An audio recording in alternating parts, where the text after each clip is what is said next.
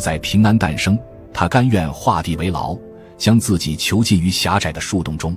他忍痛一根根拔下身上的飞羽，细心铺成温暖的巢床，这是他为即将到来的生命献上的第一份呵护。随后雄鸟衔来泥土，用喙轻轻递给妻子，雌鸟接过泥土，以唾液细细调和，将洞口一点点封起，只留下一道狭窄的缝隙。这道缝隙是他与外界仅存的牵连，也是他亲手斩断所有退路的开始。接下来的半年，雌鸟将在黑暗中度过，它的一切生命活动都被限制在这方寸之间。曾经翱翔天空的双翼，如今已失去了意义，它的生命也完全系于洞外乃至奔波的身影。如果雄鸟遭遇不测或中途离去，洞中的母子便几乎无法生存。正因如此，雄鸟成了这个家庭存续的唯一希望。自洞口被封上的那一刻起，雄鸟便独自扛起觅食的重任。它每日在密林间往返穿梭，将寻获的食物透过那道缝隙一次次投喂给洞中的妻子。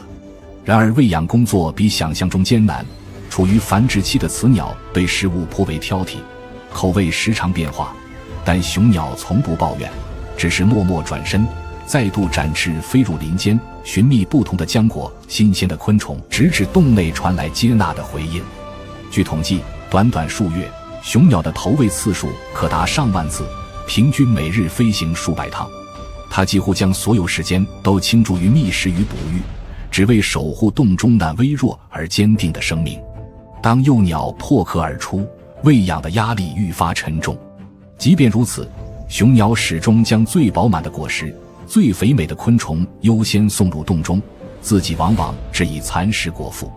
而洞内的雌鸟同样在黑暗中默默坚守，它在狭窄的巢穴中日夜孵卵，呵护雏鸟成长，直至羽翼渐丰。为保持巢内清洁，雌鸟会小心地将排泄物抛至洞外，为雏鸟维系一方相对洁净的成长空间。直到某一天，雏鸟的羽翼终于丰满，雄鸟才会啄开封闭数月的泥墙，迎接家人重返蓝天。或许有人会问，当雌鸟将自己完全封闭于洞中，它如何确信雄鸟不会离去？这份以生死相托的信任，其实早在他们结为伴侣之时便已埋下伏笔。每逢繁殖季来临，雄鸟会带着雌鸟飞至蝙蝠栖息的洞穴前，在蝙蝠群如黑云般涌出的瞬间，它精准地捕捉其中一只，郑重地衔到雌鸟面前。这只蝙蝠并非普通猎物，而是一份誓约，雌鸟若接受，便意味着它认可了眼前的伴侣，并愿将未来数月的光阴与存亡全然相托。而对雄鸟而言，这更是一道庄严的承诺。从此刻起，它将用日复一日的飞翔、寻觅与投喂，践行那份风雨无阻的守护。一赠一受，无言的契约就此成立。正因如此，官斑犀鸟才被称为爱情鸟。它们的誓言很简单：你为我困守黑暗，我为你奔走天涯。一个以自由换取守护，一个以辛劳兑现承诺，直到风一破开，一家重聚蓝天。这个关于信任与责任的故事才终于写完最后一笔。